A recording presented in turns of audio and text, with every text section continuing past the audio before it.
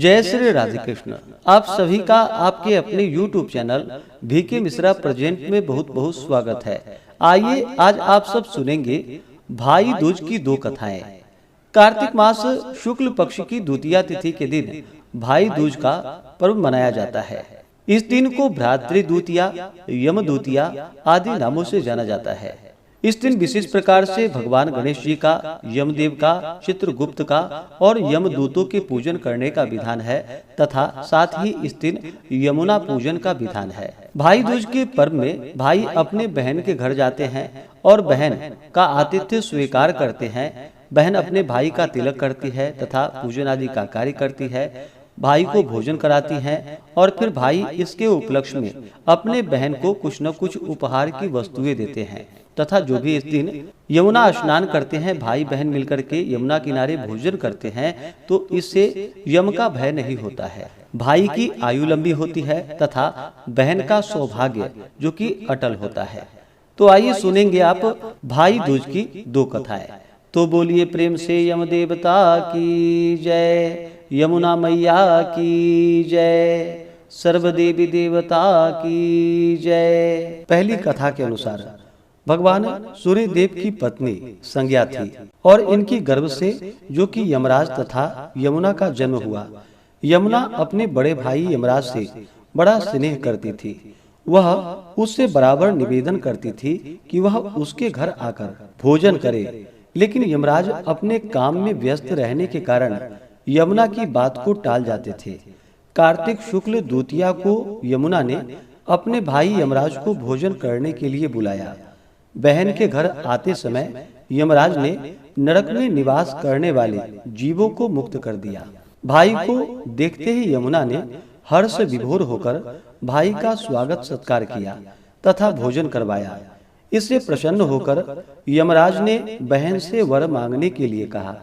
बहन ने भाई से कहा कि आप प्रतिवर्ष इस दिन मेरे यहाँ भोजन करने आया करेंगे तथा इस दिन जो बहन अपने भाई को टीका करके भोजन खिलाए उसे आपका भय बिल्कुल भी न रहे। फिर यमराज तथा अस्तु कह करके यमुना को अमूल्य वस्त्राभूषण आदि दे करके यमपुरी को चले गए। ऐसी मान्यता है कि जो भाई आज के दिन यमुना में स्नान करके पूरी श्रद्धा से बहनों के आतिथ्य को स्वीकार करते हैं, उन्हें यम का भय नहीं होता है। दूसरी कथा के अनुसार एक बुढ़िया माई थी, उसके 7 बेटे और एक बेटी थी। बेटी की शादी हो चुकी थी। बुढ़िया माई को एक दुख था कि उसके 7 बेटे में से 6 बेटे मर गए थे। जब भी उसके बेटे की शादी होती तो फेरों के समय एक नाग आता और उसके बेटे को डस लेता था। बेटे की वहीं पर मृत्यु हो जाती और बहू विधवा। इस तरह उसके 6 बेटे मर गए। 7वें की शादी होनी बाकी थी। इस तरह अपने बेटों को मर जाने के दुख से बूढ़ी माई रो रो कर अंधी हो गई। भाई दूज आने को हुई तो भाई ने कहा कि मैं बहन से तिलक कराने जाऊंगा। माँ ने कहा कि ठीक है। उधर जब बहन को पता चला कि उसका भाई आ रहा है तो वह खुशी से पागल होकर पड़ोसन के पास गई और उससे पूछने लगी कि जब बहुत प्यारा भाई घर आए तो क्या बनाना चाहिए। पड़ोसन उससे जलती थी तो उसने उसे सब गलत बता दिया कि दूध से रसोई लेप, घी में चावल पका, और फिर बहन ने ऐसा ही किया। उधर भाई जब बहन के घर जा रहा था तो उसे रास्ते में एक सर्प मिला। सर्प उसे डसने को तैयार हुआ। भाई बोला कि तुम मुझे क्यों डसना चाहते हो। सर्प बोला कि मैं तुम्हारा काल हूँ और मुझे तुमको डसना है। भाई ने उससे निवेदन किया कि मेरी बहन मेरा इंतजार कर रही है। जब तिलक करा के मैं वापस लौटूंगा तब तुम मुझे डस लेना। इस पर सर्प बोला कि भला आज तक कोई अपनी मौत के लिए लौट कर आया है जो तुम आने के लिए कह रहे हो। भाई ने कहा कि अगर तुझे यकीन नहीं है तो तू मेरे झोले में बैठ जा। फिर सर्प ने ऐसा ही किया। बहन के घर जब भाई आया तो वह बहुत खुश हुई। भाई बोला कि बहन जल्दी से खाने को दे, बड़ी भूख लगी है। अब बहन खाना कैसे दे, क्योंकि पड़ोसन के बताए अनुसार दूध से लेपकर रसोई सूखी नहीं और घी में चावल पके ही नहीं। तब भाई ने कहा कि बहन, इतनी देर क्यों लग रही है, तू क्या पका रही है? ऐसे में भाई ने बहन को पूरा तरीका बताया कि गोबर से रसोई को लीप, दूध में चावल पका। बहन ने ऐसा ही किया। खाना खाने के बाद भाई को बहुत जोरों की नींद आने लगी। इतने में बहन के बच्चे आ गए। बोले कि मामा, हमारे लिए तुम क्या लाए हो? उसका भाई बोला कि मैं कुछ नहीं लाया हूँ। इस पर बच्चे ने मामा का झोला ले लिया और खोलकर देखा तो उसमें सर्प की जगह जो कि हीरे का हार पड़ा हुआ था। अगले दिन भाई बोला कि अब मुझे जाना है, मेरे लिए खाना रख दे। बहन ने उसके लिए लड्डू बना करके एक डब्बे में रख दिए। भाई कुछ दूर जाकर थककर एक पेड़ के नीचे सो गया। उधर बहन के जब बच्चों को भूख लगी तो माँ से कहा कि माँ, खाने को दो। माँ ने कहा कि खाना अभी बनने में देर है। बच्चे बोले कि जो मामा को दिया है वही दे दो। तो वह बोली कि लड्डू बनाने के लिए बाजरा पीसा था, वही बचा पड़ा है, चक्की में जाकर खा लो। बच्चों ने देखा कि चक्की में तो सर्प की हड्डियां पड़ी हुई थी। यही बात माँ को आकर बतलाई। वह पागल सी होकर के भाई के पीछे भागी। सभी से पूछती कि किसी ने मेरे भाई को देखा है, किसी ने मेरे भाई को देखा है। तब एक ने बतलाया कि कोई लेटा तो है पेड़ के नीचे, देख ले। वही तो नहीं। भागी भागी पेड़ के नीचे वह पहुंची, अपने भाई को नींद से उठाया। भैया, कहीं तुमने मेरे लड्डू तो नहीं खाए? कि मैंने नहीं खाया है। तब बहन ने भाई से कहा कि मैं भी घर तक तेरे साथ चलूंगी। कुछ दूर जाने पर उसे एक बुढ़िया मिली जिसने बतलाया कि तेरे भाई पर संकट है, तेरे 6 भाई मर गए हैं और अब 7वें की शादी होने पर यह भी मरेगा। बहन ने बहुत प्रार्थना करके उस बुढ़िया से भाई को बचाने का रास्ता पूछ लिया। भाई के पास आकर बोलने लगी, तू तो जलेगा, कुटेगा, मरेगा। भाई चौंक गया, पर उसे कुछ समझ में नहीं आया।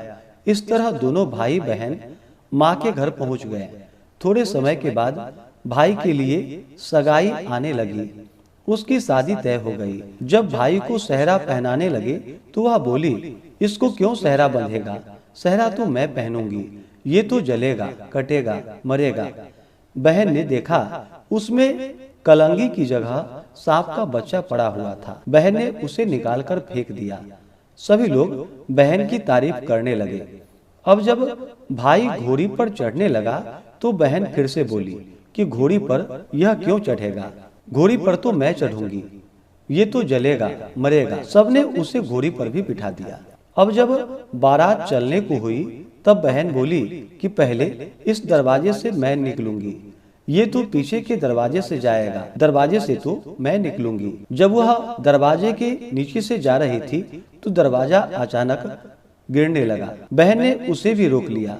ऐसा करते करते फेरों का समय आ गया।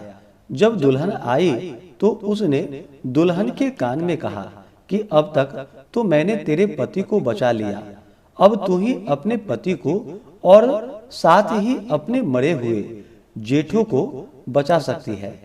फेरों के समय एक सर्प आया जो वैसे ही दूल्हे को डसने को हुआ। दुल्हन ने उसे एक लोटे में भर करके उसके ऊपर एक प्लेट रखकर उसे बंद कर दिया। थोड़ी देर बाद नागिन लहर लहर करती आई। ऐसे में नागिन अपने पति को वापस मांगने आई तो बहू ने कहा कि पहले मेरे सातों जेठों को जिंदा कर। नागिन ने उसकी बात मान ली और उसने सभी जेठों को जिंदा कर दिया।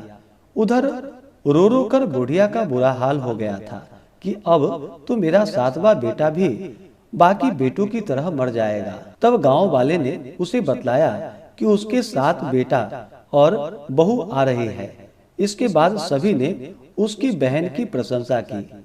जैसे उस बहन ने अपने भाई की रक्षा की, वैसे भगवान सभी के भाइयों की रक्षा करना। तो बोलिए प्रेम से यम देवता की जय, यमुना मैया की जय। सर्वदेवी देवता की जय। इस बार भाई दूज का पर्व जो कि 23 अक्टूबर 2025 दिन गुरुवार को पड़ा है। कार्तिक मास शुक्ल पक्ष की द्वितीया तिथि प्रारंभ समय 22 अक्टूबर 2025 दिन बुधवार रात्रि 8:19 और द्वितीया तिथि की जो समाप्ति है वह 23 अक्टूबर 2025 दिन गुरुवार रात्रि 10:48 पे द्वितीया तिथि की समाप्ति है। इसे मध्याह्न व्यापनी ली जाती है। इस कारण से 23 अक्टूबर को भाई दूज का व्रत है। 23 अक्टूबर को तिलक लगाने का जो शुभ मुहूर्त समय है वह पहला मुहूर्त जो कि अभिजीत मुहूर्त का समय होगा। वह समय सुबह 11:48 से दोपहर 12:33 तक होगा। इस समय में अगर आप किसी कारणवश तिलक नहीं कर पाते हो, पूजन का कार्य संपन्न नहीं कर पाते हो, तो दूसरा मुहूर्त शाम 6:56 से रात्रि 8:44 तक इन कार्यों को संपन्न कर सकते हैं। लेकिन खासकर मध्याह्न काल व्यापनी इसे धारण किया जाता है, तो अभिजीत मुहूर्त में आप इन कार्यों को कर ले तो बड़ा ही पुण्यफलदायी होगा। राहु काल का समय 23 अक्टूबर को जो कि दोपहर 1:07 से शुरू होकर के दोपहर 2:33 तक होगा। राहु काल समय के दौरान कोई भी शुभ कार्य या नया कार्य नहीं करना चाहिए, इस बात का ध्यान रखें। 23 अक्टूबर को इस बार दो अच्छा बड़ा योग बन रहा है जो कि सर्वार्थ सिद्धि योग और साथ ही रवि योग भी बन रहा है, जो कि सुबह 4:51 से शुरू होकर के अगले दिन सुबह 6:28 तक सर्वार्थ सिद्धि योग और रवि योग रहेगा। जो कि यह इन योगों में पूजन आदि का कार्य करना, जप तप का कार्य करना बड़ा ही पुण्यफलदायी माना गया है। तो आशा करता हूँ कि यह जानकारी आपको अच्छा लगा हो। इसी प्रकार से ज्ञानवर्धक जानकारियाँ प्राप्त करते रहने के लिए, व्रत पूजा के बारे में जानने के लिए, कथा को सुनने के लिए चैनल पे अगर आप पहली बार आए हैं तो चैनल को लाल बटन दबा करके सब्सक्राइब करें, साथ में बेल आइकन घंटी को दबाएं ताकि आने वाली वीडियो का नोटिफिकेशन आपको समय से मिलता रहे। वीडियो को लाइक करें, शेयर करें। सुखी रहें और स्वस्थ रहें। जय श्री राधे कृष्ण। धन्यवाद।